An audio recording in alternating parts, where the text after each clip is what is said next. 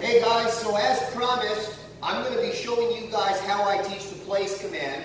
I've got with me here, I got Chad. This is a German short-hair pointer. He came to us 2 days ago, and he's only had some very basic introduction to the prong collar. So really, he doesn't know anything. Now, Chad has some issues with resource guard him in the house, and he's been a bit of a jerk in the house. He even bit one of his owners, so that's why he's here with us. So for Chad, the place command is going to be very essential for his future and also to create that structure and stability in the house. So Chad has no idea about this. So I'm going to be teaching him the place command from scratch, and I'm going to be talking you guys through it. Now just so you know, what I've got with me here, a leash, I've got a prong collar on Chad, okay, and I've also got treats, hot dogs, for those of you that care, in my pocket.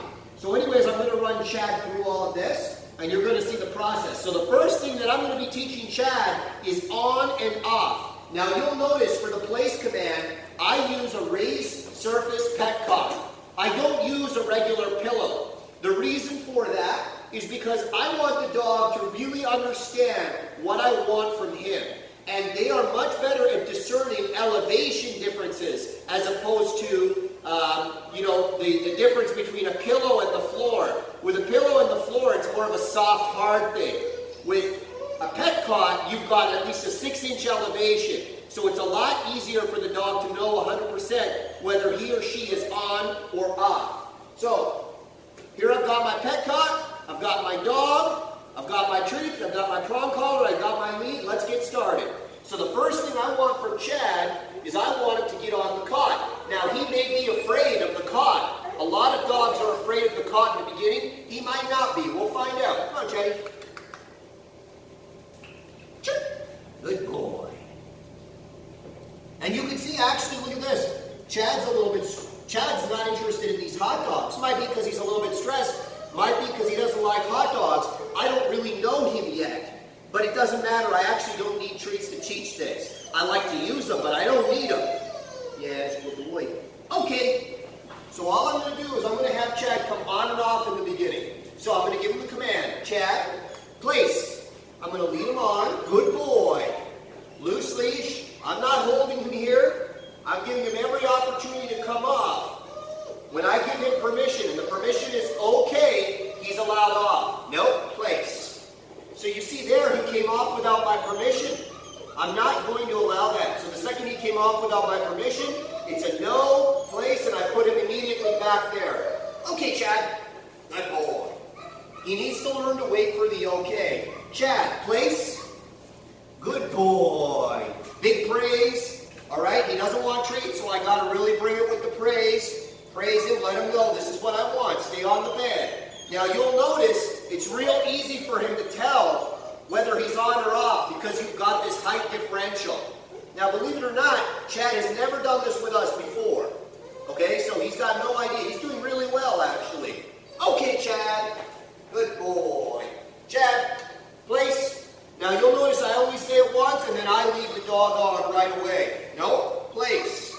Now when he comes off, I say no, place, but I also make pressure with the leash back to place. That's big. A lot of people don't make that pressure back to place. They just lead the dog back to place. That's not what I want.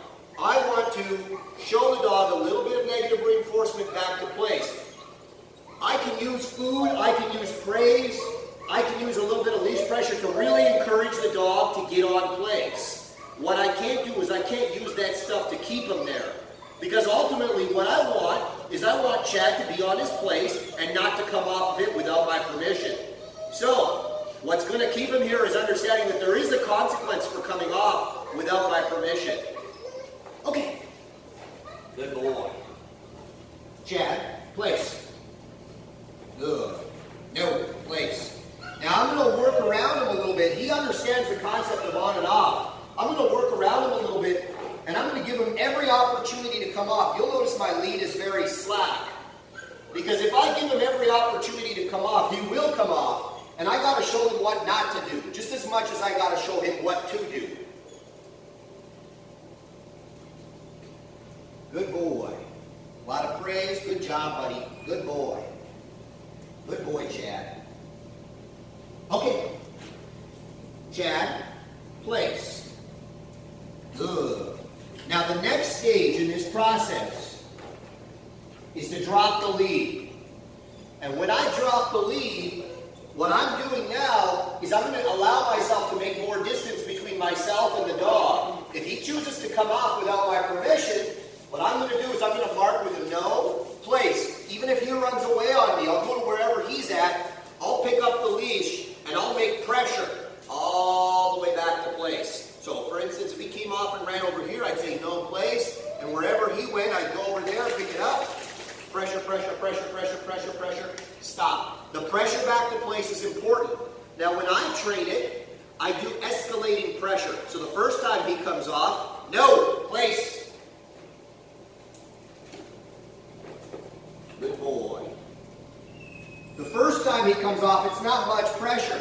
But progressively, as he continues to come off, I'm going to make more and more pressure back to place. And again, it's pressure on the pinch collar. Good boy, Chad. Good. And what I want to see from the dog is him making that decision to stay on that bed. Good boy. Good. Okay. Good job. Place. Attaboy, Chad. Oh, good job. And again, now I'm going to make a little bit more of a distraction. I'm going to move around a little faster. I'm going to make it more likely that he comes off, because I actually want him to come off so he can learn what it is that I want, which is stay on the bed. Now you'll notice I don't care what he does on the bed. No, place. I don't care what he does on the bed. He can sit, stand, down, do whatever he wants. He just has to keep 4 paws on this bed. The second a paw touches the floor, immediately I'm marking with a no. I'm repeating the command place, and I'm pressuring the dog back on. No, place. And you'll see there, he did step back on, but I still give him a little pop on the collar, because I want to remind him, hey, don't come off that unless you have my permission. So I'm going to make a little bit more distraction for Chad.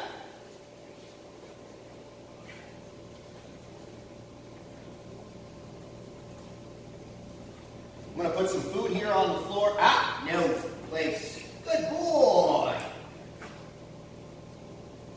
I'm going to put some food on the floor. And really get it across to him that he's not allowed to go there unless he's got my permission. I'll use toy too. I don't know anything about Chad, but if he's the average German short-hair pointer, he likes balls. Nope. Place. Good boy.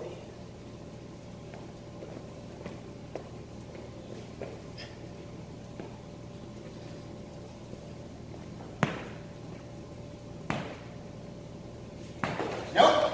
Place. And he still gets a tap on the lead because he did come off.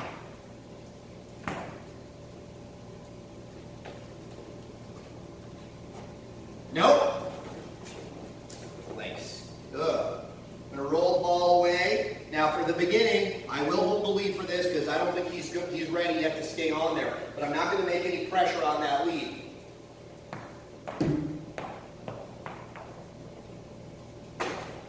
Place. Good. Nope. Place. So again, he had a problem with that. So what I'm going to do is I'm going to repeat the whole process. Oh, place. Good. No, place. And you can see he's very stimulated by the ball. Nope, place. Good. Give me a second while I go get that ball. Chad can practice staying.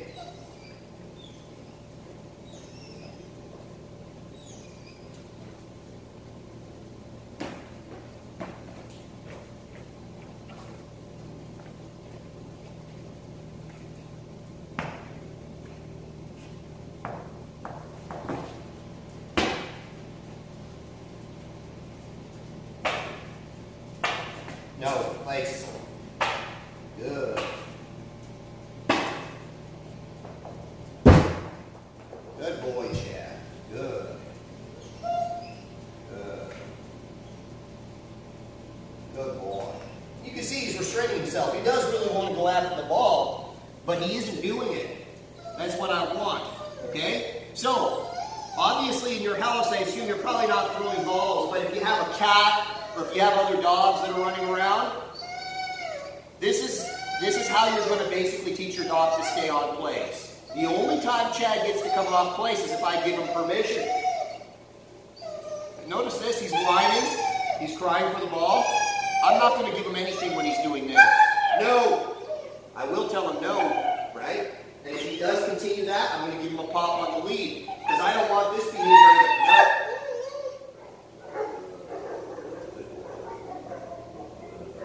to... Okay. See that? He got to come off when he was quiet. Attaboy, Chad. Good job, Chad. Come on.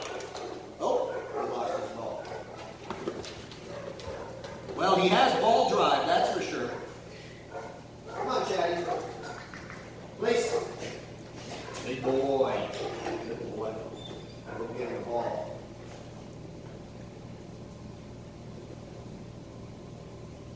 There's no. Place. Don't take your eye off the dog. You saw what he did to me there. He actually came off without my permission.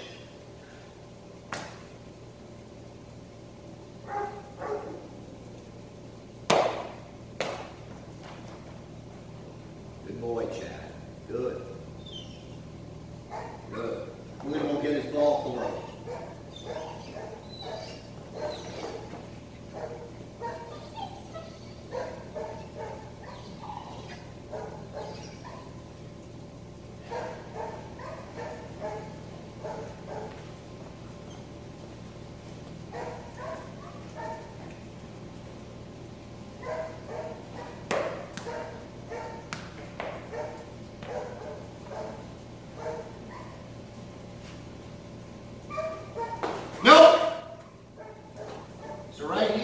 No.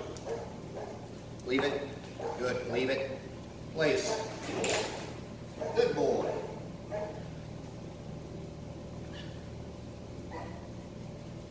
Good boy. Good.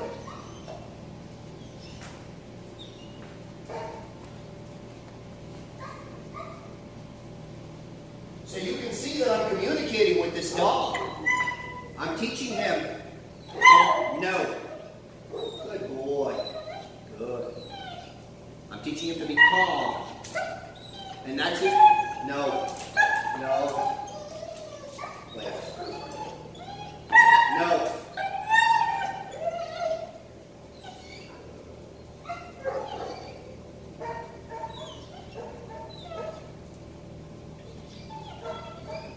Okay.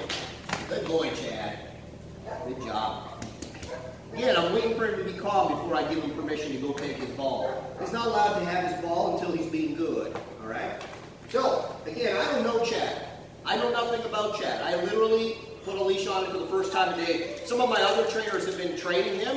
They've done a couple sessions with him, but that's it. Chad has not done any place. But as you can see, he's no dummy, and he picked it up real quick.